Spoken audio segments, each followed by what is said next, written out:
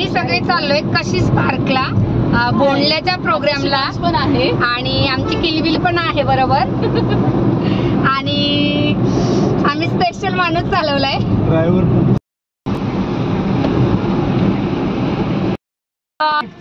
आता आम्ही आलोय संकल्प प्रतिष्ठान ठाणे आयोजित नवरात्र. तर माजी आमदार शिवसेनेचे उपनेते रवींद्र फाटक साहेब यांची ही देवी. तर भोंडल्याच्या कार्यक्रमाला जायच्या आधी आम्ही या देवीचे दर्शन घेतले, कारण आम्हाला ज्या जागेवर जायचं होतं तिथून अगदी थोड्याच अंतरावर ही देवी बसलेली होती आणि खूपच सुंदर आणि मोहक असे ही रूप असलेली देवी. महत्त्वाचं म्हणजे ही देवी 4 वर्षापासून कायमस्वरूपी स्वरूपात बसवलेली आहे आणि त्या संदर्भात आपण रवींद्र फाटक साहेबांची मुलाखतही घेतलेली आहे. ती मी मागच्याच व्हिडिओमध्ये अपलोड केलेली आहे, तुम्ही नक्की जाऊन पहा. मी खाली लिंक देईल याची.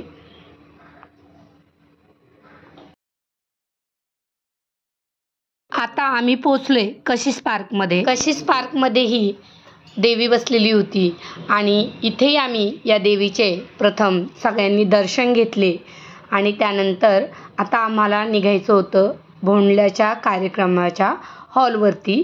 तर अगदी इथून 5 मिनिटावरच तो हॉल आहे आणि आता आपण लवकरच तिथे पोचणार आहोत. सगळ्यांनी दर्शन घेतले आणि आम्ही मिळून थोडेसे फोटोही काढले.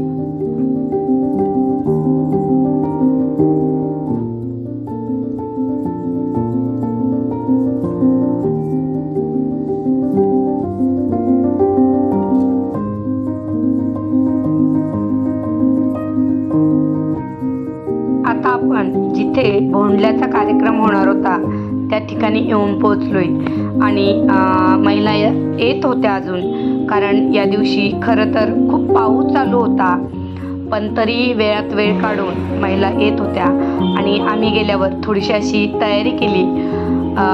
आम्हाला कुंदताईंनी खूप छान मार्गदर्शन केले. सगळ्यात आधी इथे एक चौरंग मांडला, त्यावर हत्तीचं चित्र काढण्यात आलं आणि समया लावून रांगोळी काढून सुशोभीकरण करण्यात आले.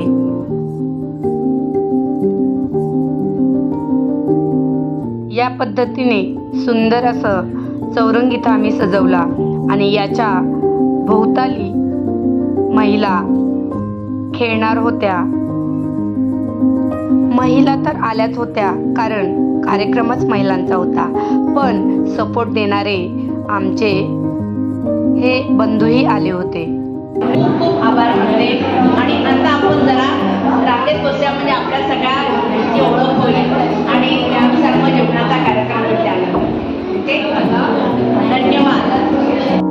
खरं तर हा कार्यक्रम आम्ही पहिल्यांदाच ठेवला होता, त्यामुळं एकमेकींशी ओळख, एकाच जिल्ह्यातल्या एकाच तालुक्यातील या सर्व महिला, पण या निमित्ताने आज सगळ्या एकत्र आल्या होत्या आणि एकमेकीची ओळख करून घेत होत्या. खूप छान वातावरण आणि खूपच सगळ्याजणी उत्साहात होत्या. याआधी या कार्यक्रमाचं खरं तर काहीही नियोजन केलेलं नव्हतं, पण आम्ही एकत्र येऊन ते खूप छान पद्धतीने पार पाडलं आणि यापुढे आम्ही असेच कार्यक्रम नेहमी राबवणार हे आम्ही एकत्र आलो आणि आता हे ठरवलेलं आहे. त्यामुळे असे कार्यक्रम आम्ही अगदी परफेक्ट नियोजन करून अतिशय उत्तमरित्या ते पार पाडू, यात काही शंकाच नाही.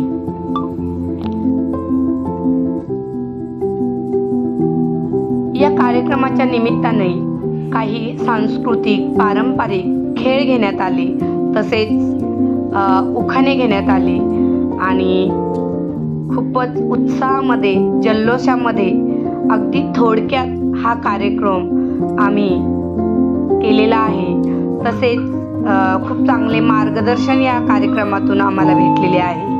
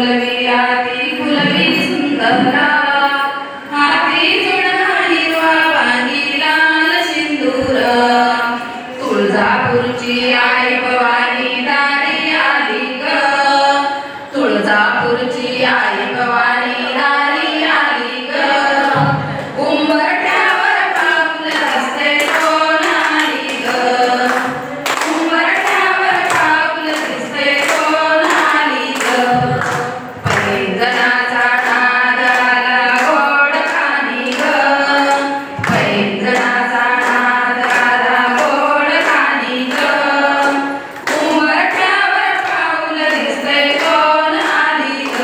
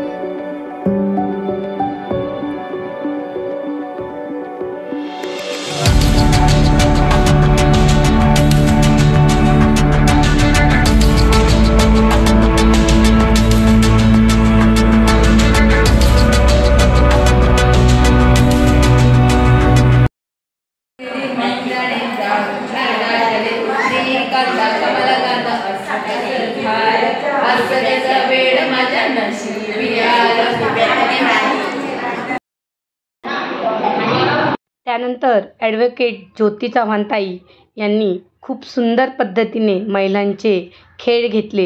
त्यामध्ये त्यांनी तळ्यात मळ्यात असा एक खेळ घेतला आणि सर्व महिला त्याच्यामध्ये सहभागी झाल्या. हे सर्व आपण खेळ लाईव्हमध्ये दाखवलेले आहे, त्यामुळे सगळे आपल्याला शूट करता नाही आलेले. तरी तुम्ही ते लाईव्हमध्ये पाहिलेच असतील. तर फायनली या 4 ताई राहिलेल्या आहेत आणि खूप छान हा खेळ सगळ्याजणी खेळल्यात. तर आपण या खेळाची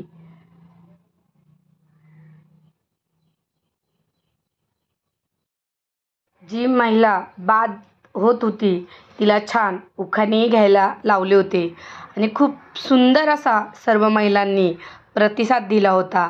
त्यामुळे खेळाची रंगत अजूनच वाढली होती.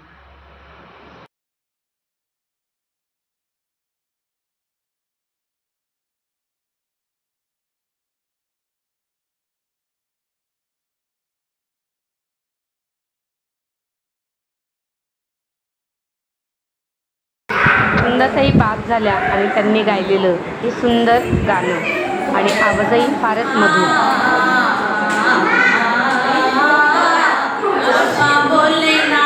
वा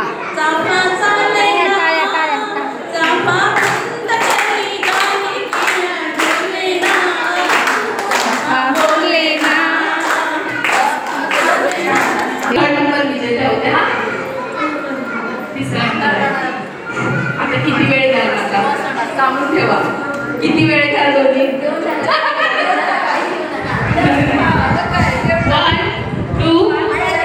3 मळ्यात समजा मळ्यात या मळ्यात आहे का फायनल 1 2 3 स्टार्ट. फायनलिस्ट दोघी आहेत. 1 2 3 स्टार्ट. मळ्यात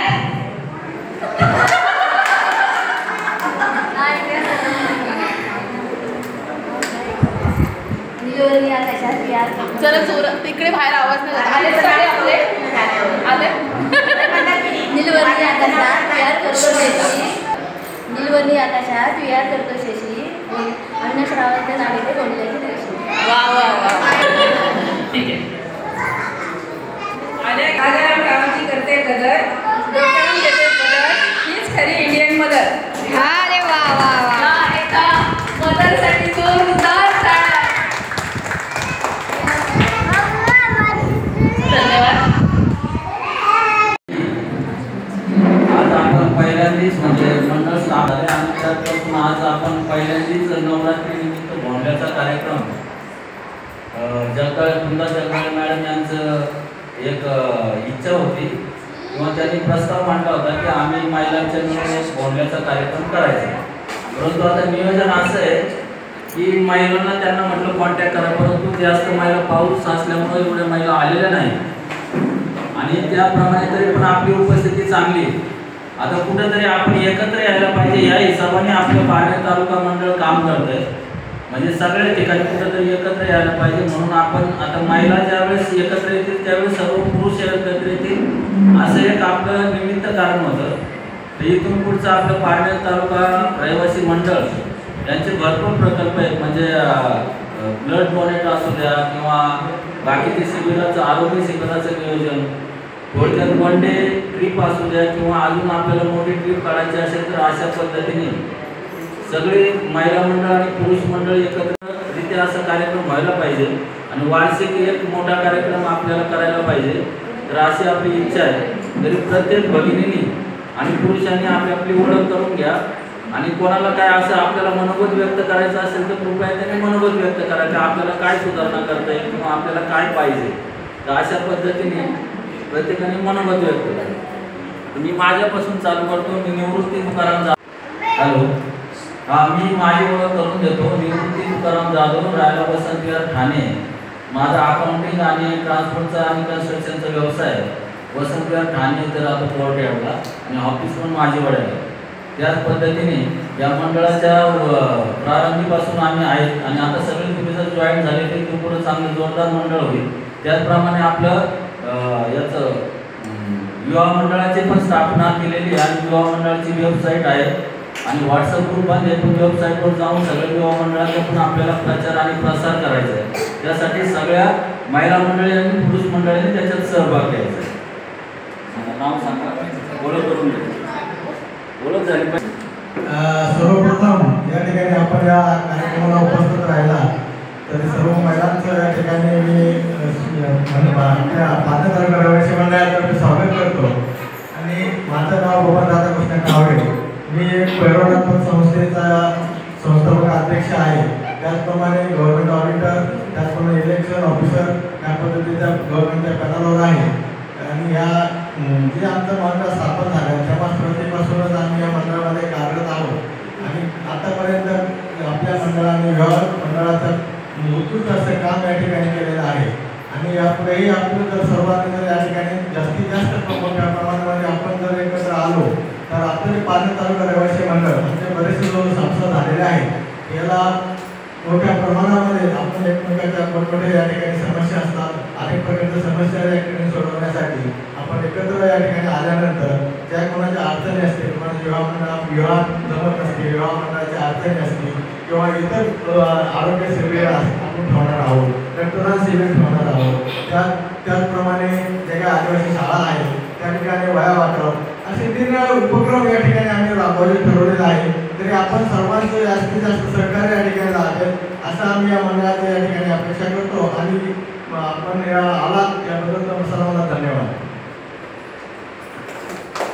उपस्थित बंधू आणि भूमिजन, अतिशय आनंदाचा दिवस आहे.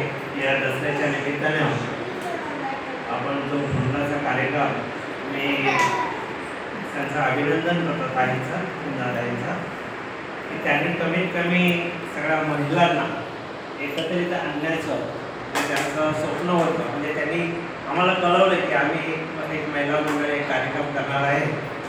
तर तो कार्यक्रम त्यांनी आम्हाला सगळ्यांना सांगितल्यानंतर आम्ही लगेच सांगितलं की तुम्ही अवश्य करा. आमच्या मंडळाची जी काय मदत लागेल ती मदत द्यायला आम्ही तयार आहोत. माझं नाव महादेव वराळ, मी राहणार मी पवईला राहतो, लेकूमध्ये. मी सर्व्हिसमध्ये इंजिनियर होतो, राष्ट्रीय केमिकल्स अँड फर्टिलायझरमध्ये मी 35 वर्ष काम केलं. माझं स्वतःचं एक इन्स्टिट्यूट होतं कुलाब्याला. 10वी ते 12वीचं मी क्लासेस चालवले, जवळजवळ 25 वर्ष क्लासेस चालवले. आणि क्लासच्या माध्यमातून जवळजवळ 8000 विद्यार्थी हे पूर्ण जो दक्षिण मुंबईचा भाग आहे तर माझ्या इन्स्टिट्यूटमधून ते पास होऊन गेलेले आहेत. दुसरी गोष्ट की आरसेमध्ये मी इंजिनिअरिंग मुलांना शिकवतो की इंजिनियर झाल्यानंतर जॉबचा प्रश्न असतो, त्यांना नोकरी कुठे लागते, how to get the job आणि कुठल्या दिशेला जायचं याचं ॲनालिसिस करून मी आत्तापर्यंत जवळजवळ 600-750 इंजिनियर लोकांना नोकऱ्या दिलेल्या.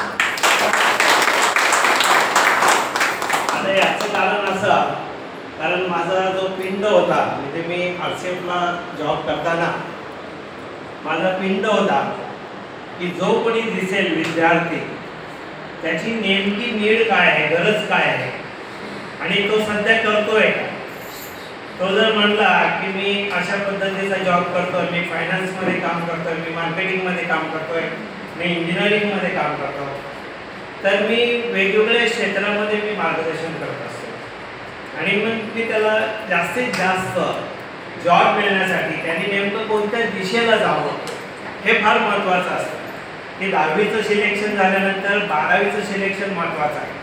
10वी हा त्याचा बेस आहे, पण 12वी हे त्याच्या जीवनाची दिशा आहे. तो सायन्सला गेला तर तो सायन्सला जाईल, कॉमर्सला गेला तर कॉमर्सला जाईल, तो इंजिनिअरिंगला गेला तर इंजिनिअरिंगला जाईल. म्हणजे त्याच्या लाईफचा जो गोल आहे तो त्यांनी 12वीला त्यांनी ठरवला पाहिजे आणि तिथून त्याची दिशा ठरवली. त्याचप्रमाणे मी कंपनीमध्ये काम करताना किंवा टेक्निकलमध्ये काम करताना मी अनेक क्षेत्रामध्ये मॉडिफिकेशन केले, चेंजेस ज्याला म्हणतात ते खूप इतक्या लेवलवर केले की मी 27 वेळा भारतामध्ये पार्टिसिपेट केले, 27 वेळा नॅशनल, आणि मला 7 गोल्ड मेडल मिळते. पुऱ्या भारतामध्ये मला 7 गोल्ड मेडल मिळते. आणि मला भारताने यावेळेला 3 गोल्ड मेडल जर तुम्ही सलग मिळाले तर तुम्हाला इंटरनॅशनलला पाठवतात, म्हणजे देशाच्या बाहेर पाठवतात. तर तिथून मला भारत सरकारने मला साऊथ कोरियाला पाठवलं. आता तुम्ही मला कशासाठी पाठवताय, काय कारण असेल तर ज्यावेळेला तुम्ही एखादा टेक्निकल प्रोजेक्ट घेता आणि त्याच्यामध्ये अशा काही सुधारणा करता की ज्याच्यामुळं देशाला फायदा होईल, कंपनीला फायदा होईल, त्या ऑर्गनायझेशनला फायदा होईल आणि आपल्या सगळ्यांना फायदा होईल, तर या सगळ्या माध्यमामधून अनेक कामं करण्याचा मला योग आला. आणि 2 वर्षापूर्वी मला एका मित्रांनी सांगितलं की आपलं पारनेर तालुका रहिवासी मंडळ आहे. तर मला अजिबात काही कल्पना नव्हती. मी महानगर बँकेवरती पण डायरेक्टर होतो, जवळजवळ 12 वर्ष मी डायरेक्टर आहे. बँकिंग सेक्टरमध्ये पण मी काम करतोय, फायनान्शियल लेक्चर्स पण घेतोय आणि बऱ्याचशा बँकावरती कन्सल्टन्सी म्हणून काम करतोय. आणि विशेष आवड म्हणजे प्रत्येकाची अडचण असेल, मग ती आरोग्याची अडचण असू शकते, ती त्याच्या शिक्षणाची अडचण असू शकते, ती त्याच्या बिझनेसची अडचण असू शकेल किंवा ती त्याच्या लग्नाची अडचण असू शकेल. कारण आजकाल लग्न विवाह म्हणजे मुलामुलींची लग्न करणं हा आपल्या कुटुंबामधली सगळ्यात मोठी जबाबदारी आणि सगळ्यात जास्त काळजी असणारी जबाबदारी. प्रत्येकाच्या घरामध्ये अरे मुलाचं लग्न नाही जमलं, मुलीचं लग्न नाही जमलं, वय वाढत चाललंय, स्थळ कुठे शोधायचं, कुठे मिळतात. तर ह्या सगळ्या गोष्टीचा विचार करून आम्ही मंडळाने 2 वर्षापूर्वी एक वेबसाईट चालू केली आणि त्या वेबसाईटच्या आधारे पहिल्याच वर्षी आम्ही एक वधूवर मेळावा भरला होता. त्याच्यामध्ये 70 वधूवरांनी पार्टिसिपेट आणि 13 लोकांची लग्न लागली त्या माध्यमातून. तर हा जो विषय आहे हा गृहिणींचा विषय आहे की प्रत्येकाला असं वाटतं की बाबा मुलगी चांगलं स्थळ भेटलं पाहिजे, मुलगा चांगल्या याच्यात गेला पाहिजे, नोकरी चांगल्या ठिकाणी लागली पाहिजे किंवा वैद्यकीय क्षेत्रामध्ये मोठमोठे हॉस्पिटल्स असतात, त्या हॉस्पिटलमध्ये जर तुमच्या ओळखी असेल तर खूप काही सोपी कामं होतात. मागे मी नेहमी बॉम्बे हॉस्पिटलमध्ये फ्री ऑफ चार्ज ऑपरेशन्स करायचो. ते का करायचो?